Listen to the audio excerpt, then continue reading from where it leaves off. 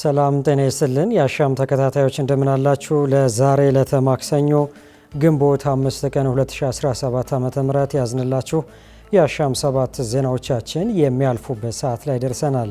እኔ የዕለቱ ተረኛ አሳላፊ መሐመድ ንጉስ አብዱ አብሬያችሁ ቆይታ አደርጋለሁ።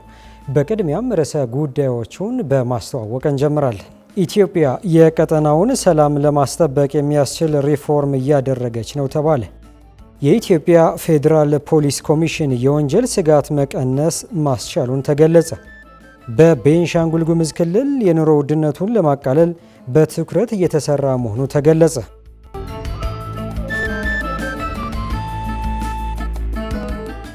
ኢትዮጵያ የቀጠናውን ሰላም ለማስጠበቅ የሚያስችል ሪፎርም እያደረገች ነው ተባለ። ኢትዮጵያ ከሀገር አልፎ የቀጠናውን ሰላምና ደህንነት ለማስጠበቅ በሚያስችል መልኩ ተቋማዊ ሪፎርም እያደረገች መሆኗን የብሔራዊ መረጃና ደህንነት አገልግሎት ዋና ዳይሬክተር ጄኔራል አምባሳደር ሬድዋን ሁሴን ተናግረዋል። አምባሳደር ሬድዋን ይህን ያሉት ኢትዮጵያ እያስተናገደችው ባለው የአፍሪካ መረጃና ደህንነት አገልግሎት ኮሚቴ የምስራቅ አፍሪካ ቀጠናዊ ስብሰባ ላይ ነው። የምስራቅ አፍሪካ ቀጠና ባለፉት 10 ዓመታት ውስጣዊ የሰላም ችግር፣ የባህር ላይ ወንበዴዎች ዝርፊያ፣ የሳይበር ጥቃት፣ ህገወጥ ሰዎች ዝውውርና መሰል ፈተናዎች ማጋጠማቸው አብራርተዋል። እያጋጠሙ ያሉ ችግሮችን ለማስቀረፍ ደግሞ በትብብር መስራት እንደሚገባ በአጽንኦት አንስተዋል። በዚህም የእኛ ኃላፊነት ከየሀገራችን ደህንነት ጥበቃ ያልፋል ያሉት ዳይሬክተር ጄኔራሉ ቀጠናዊ ሰላምን ማረጋገጥ ያስፈልጋል ብለዋል። የብሔራዊ መረጃና ደህንነት ተቋም ከ2010 ጀምሮ ተቋማዊ ማሻሻያ እያደረገ መሆኑን ጠቁመው በሰው ሀብት በቴክኖሎጂና በክህሎት ማሻሻል ላይ እየተሰራ መሆኑን አስረድተዋል። ከስብሰባው በኋላም በጋራ ለመስራት የሚያስችል አቋምና አቅጣጫ እናስቀምጣለን ብዬ እጠብቃለሁ ብለዋል። የኢትዮጵያ ፌዴራል ፖሊስ ኮሚሽን የወንጀል ስጋት መቀነስ ማስቻሉ ተገለጸ። በሕዝብ ተወካዮች ምክር ቤት የሕግና ፍትህ ጉዳዮች ቋሚ ኮሚቴ የኢትዮጵያ ፌዴራል ፖሊስ ኮሚሽን ወንጀልን የመከላከልና ሕግን የማስከበር አቅሙን በማሳደግ የወንጀል ስጋት ለመቀነስ የሚያስችሉ በርካታ ተግባራትን ማከናወኑ ገልጿል። ቋሚ ኮሚቴው የኮሚሽኑን የ2017 በጀት ዓመት የ9 ወራት የዕቅድ አፈጻጸም በትላንትናው ዕለት ሪፖርት መገምገሙን አሻም ከምክር ቤቱ ያገኘችው መረጃ ያመላክታል።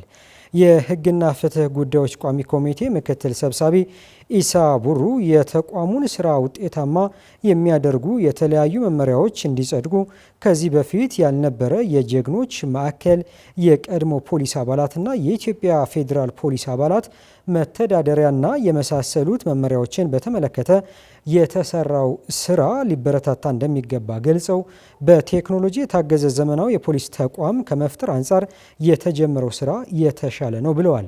የኢትዮጵያ ፌዴራል ፖሊስ ኮሚሽነር ጄኔራል ደመላሽ ገብረ ሚካኤል ኮሚሽኑ ሪፎርም ሲያደርግ የፖሊስ መሰረታዊ ችግሮች ምን እንደሆኑ በዩኒቨርሲቲ ምሁራን ጥናት እንደተደረገና እስከ ታች ያለው አባል ተወያይቶ ሁሉም በባለቤትነት ወስዶ መተግበር ያስቻለ ነው ብለዋል።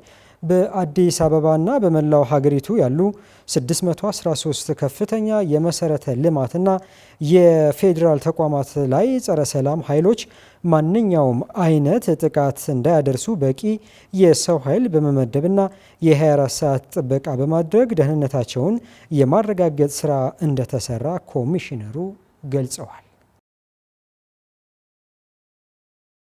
በማዕከላዊ ኢትዮጵያ ክልል ለ293,000 ዜጎች የስራ ዕድል መፈጠሩ ተገለጸ። ባለፉት 9 ወራት ለ293,000 ዜጎች የስራ ዕድል መፈጠሩን የማዕከላዊ ኢትዮጵያ ክልል ስራ ዕድል ፈጠራና ኢንተርፕራይዝ ልማት ቢሮ ኃላፊ ሙስጠፋ ኢሳ አስታውቀዋል። የማዕከላዊ ኢትዮጵያ ክልል ስራ ዕድል ፈጠራና ኢንተርፕራይዝ ልማት ቢሮ ኃላፊው ባደረጉት የመስክ ምልከታ እንደተናገሩት በክልሉ ባለፉት 9 ወራት የስራ ዕድል ከተፈጠረላቸው 293 ዜጎች መካከል ከ223,000 በላይ የሚሆኑት ቋሚ የስራ ዕድል ተፈጥሮላቸዋል ማለታቸውን አሻም ከስራና ክህሎት ሚኒስቴር ያገኘችው መረጃ ያመላክታል። ከተፈጠረው ቋሚ የስራ ዕድል መካከልም 41 በመቶ በግብርና ዘርፍ መሆኑን ያስታወሱት ኃላፊው የምርት ሂደቱም ከተለመደው የመኸርና የበልግ እርሻ በመላቀቅ በመስኖ ስራ ወጣቶችን ተጠቃሚ ማድረግ እንደተቻለ ገልጸዋል።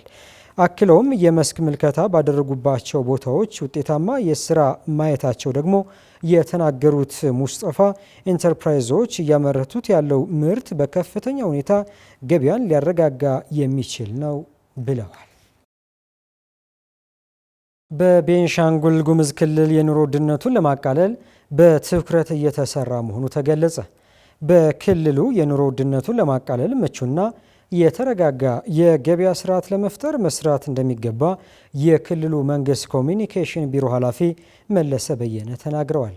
በቤንሻንጉል ጉሙዝ ክልል የህዝቡን የልማት ጥያቄዎች ለመመለስ በተደረገው የተቀናጀ ጥረት አበረታች ውጤት መመዝገቡን መለስ ተናግረዋል። ኃላፊው በወቅታዊ ጉዳዮች ዙሪያ ለመገናኛ ብዙሃን በሰጡት መግለጫ መንግስት የክልሉን ሰላም በማጽናት የህዝቡን የልማትና የመልካም አስተዳደር ጥያቄዎች ለመመለስ ከፍተኛ ጥረት እያደረገ ነው ብለዋል።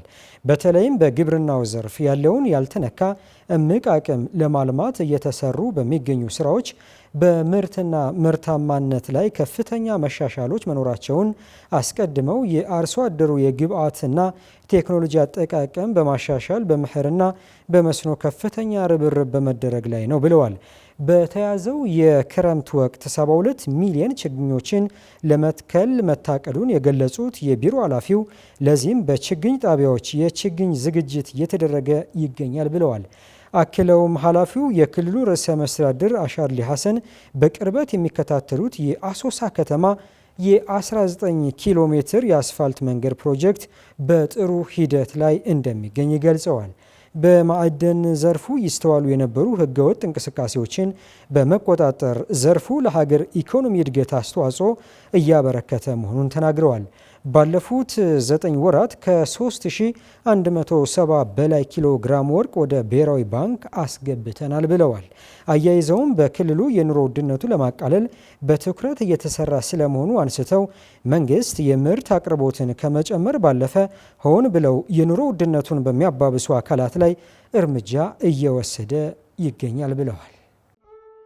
ተመልካቾቻችን የዛሬ ዕለተ ማክሰኞ ግንቦት 5 ቀን 2017 ዓ.ም የያዝንላችሁ የአሻም 7 ዜናዎቻችን በዚህ ተቋጭተዋል። እኔ የዕለቱ ተረኛ አሳላፊ ሙሐመድ ንጉስ አብዱ አብሬያችሁ ቆይታ አድርጌ ነበር። ተመልካቾቻችን በአሻም ቴሌቪዥን የሚተላለፉ ዜናዎች እንዲሁም ደግሞ ወቅታዊ ፕሮግራሞቻችን ለመከታተል ሁሉም የማህበራዊ ሚዲያዎቻችን መከታተል ትችላላችሁ። ፌስቡክ፣ ቴሌግራም፣ ቲክቶክ እና ዩቲዩባችን ደግሞ ላይክ፣ ሼር እና ሰብስክራይብ በማድረግ ቤተሰብ እንድትሆኑን በዚሁ አጋጣሚ ለመጠቆም እንወዳለን። አሻም ለሁላችን!